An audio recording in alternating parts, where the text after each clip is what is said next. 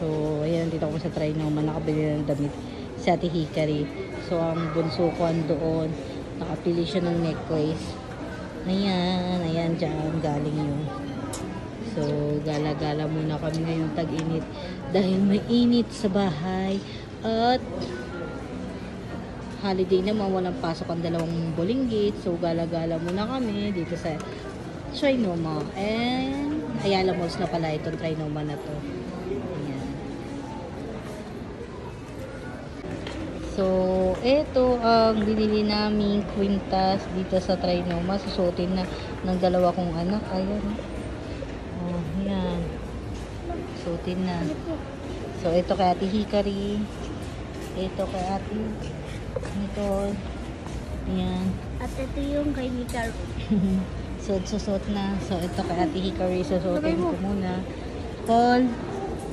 Ano ba to? Parang kwintas. Oh, ganyan pala yun. Tingnan natin. Cole, hawakan mo nga itong video. Dali, Cole. Kakabit ko muna kay Ate. At eto, kinakabit ko na nga ang kwintas kay Ate Hikari.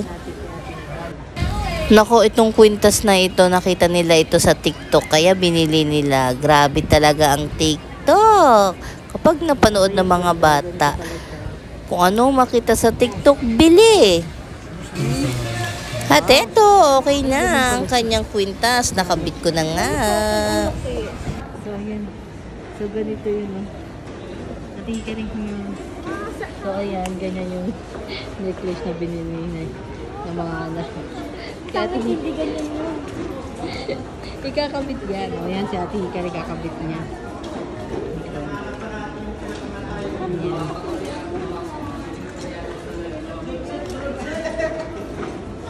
Ayan. So, kay Ate Hikari. Ganda ha. Kay Ate Nicole.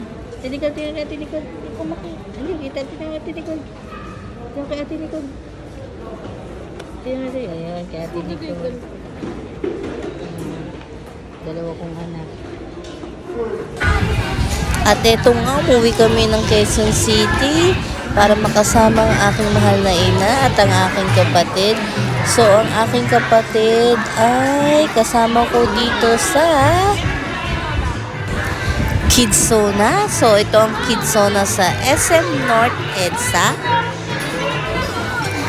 At ayan nga, so ang mama ko po ay hindi nakapasok dahil may kasama po kaming aso. So, ang aso po na si Nicaro ay iniwan po muna namin sa labas.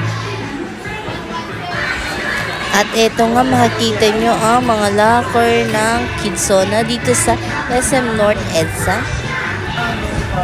Sobrang laki dito sa Kidzona, grabe at napakaganda. So ayan, papasok na nga kami sa loob. Ayan ang aking bunso na si Nicole. So maglalaro na nga po sila. So ayan, mga makikita nyo po mga pwedeng laruan. Napakadami ng tao dito. At mga bata na naglalaro. So first time namin pumasok dito sa Kidzona. Napakalaking pwesto nitong palaruan na ito. Hindi katulad ng iba. Yung iba kasi maliit lang, pero dito grabe, napakalawak ng pwestong paglaruan at daming pwedeng laruin. So ayan nga, nakikita nyo ang aking kapatid nakaupo at ang aking bunso na si Nicole ay tumatalon-talon dyan. O ayan, so sobrang saya nila, oh. At ayan nga, si Ate Hikari din tumatalon din dyan. At lumipat naman kami dito sa pwestong ito. So makikita nyo, grabe, napakadaming bolang maliliit. So ayan nga, papunta kami dyan sa may mga bolang maliliit. So syempre, hindi rin naman ako magtatagal dito. Syempre kasi kawawa naman ang aking muda na nasa labas. So pagtapos ko nga mag-video dito, mamaya lalabas din naman ako para samahan ng aking mudra at ang aking aso na si Nicaro kasi nasa labas sila. So ayan, ganito kaganda sa Kidzona. O diba? Nakikita nyo, ang daming naglalaro mga bata at meron din mga parents na kasama ng mga bata. Ayan, sobrang ganda dito, diba? Ang importante lang naman ay mapasaya ko ang dalawa kong anak. At ayan nga ang aking kapatid na si Jenny Lynn, nakasama namin dito sa Kids Zona sa SM North EDSA. Bali, ang pinili namin is 3 hours. 3 hours ang pinili namin para lalo mag-enjoy ang aking dalawang anak. So, ayan, makikita niyo po ang aking kapatid, nag-video din. Ayan, no? At ayan nga, ang sarap bumalik sa pagiging bata. Yung wala kang problema, nababayaran na kung ano-ano. Eto, ang pagbata ka, laro ka lang dyan. Ayan, wala kang iniisip na problema. Puro laro na. Ay, nako, ang sarap talaga maging bata. At eto nga, nakaupo kami dito sa mga bolang itong maliliit na ito. Kasama ang aking kapatid na si Jenny Lynn. Ayan na, ang aking kapatid. At syempre, ang aking hikari, si Ate Hikari, ayan, nakaupo din na nagsiselfone. At ang aking bunso, ayun na nasa likod na naglalaro. So, ayan. So, tamang picture and video muna kami ng aking kapatid na si Jenny Lynn. At eto, pabalik nga ako kasi para lumabas. At ang aking anak na si Nicole ay naglalaro. So, maglibot-libot nga muna tayo dito sa loob ng Kids Zona. At ayan nga, nakikita nyo may burger shop. Fire department. So, marami kang pwedeng paglaruan dito. So, makikita nyo din ang mga parents na nag-guide sa kanila. Ayan, may sushi bar, sweets cafe, ice cream. Ayan, oh, beauty parlor. So, ang dami mong pwedeng paglaruan dito. Ayan, may supermarket pa, di ba? Kitchen house. Ayan nga. So, ang dami pwedeng paglaruan dito sa Kids Zona. Napakalawak at napakalaki dito. Ang dami ding upuan dito. So, ang mga parents ay nakaupo para gabayan ng kanilang mga anak. At ngayon naman sinamahan ko ang aking mudra para kumanta. So, iniwan ko muna ang dalawa kong anak sa Kids Zona at ang aking kapatid.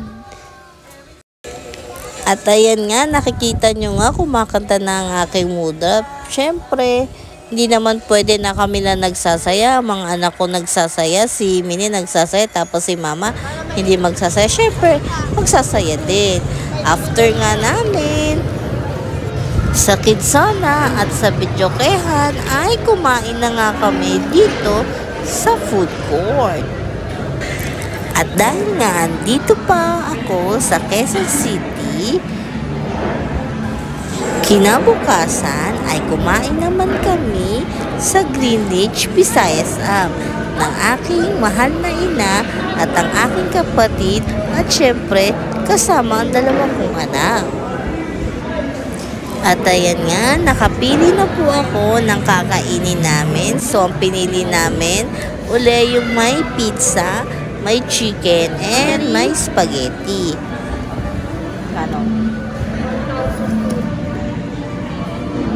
1,020. After namin kumain sa Greenwich, ay pinamassage ko naman ang aking mudra. So, dito ko siya pinamassage.